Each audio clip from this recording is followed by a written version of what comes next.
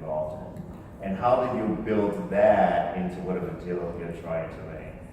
Yes, it's an interesting question because cultural things do come up in terms of the way people practice law and the way they handle business issues.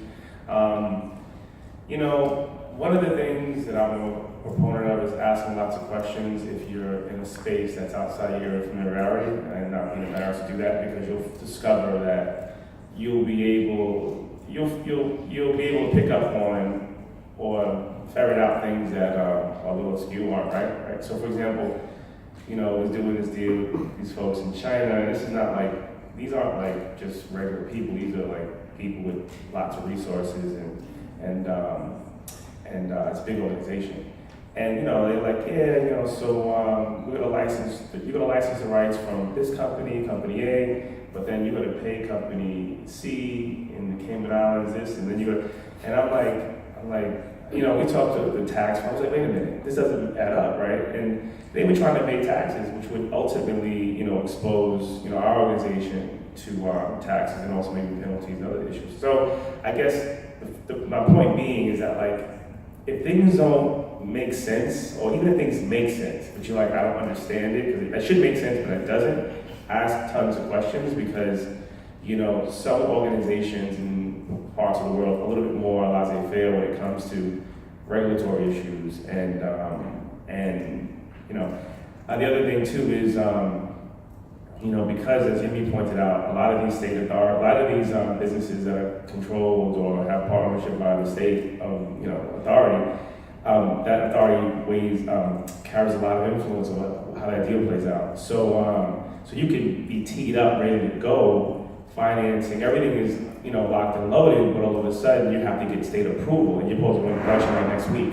What if the approval doesn't go through? What if you have the wrong paperwork? What if you didn't? So, but now speaking to your cultural question,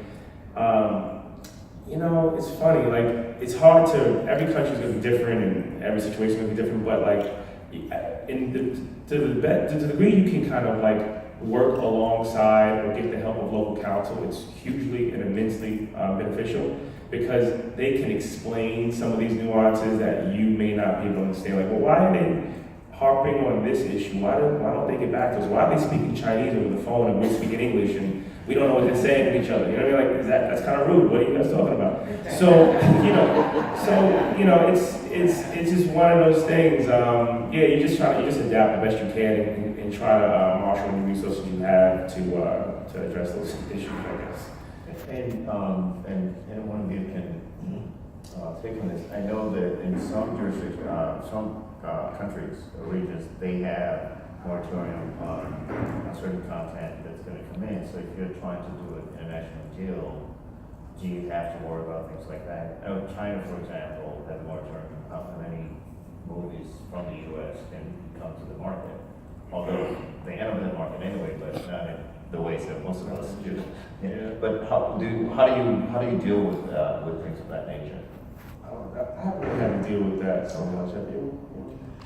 No, I haven't really had to deal with that either. I think you go for, where the opportunity is to monetize.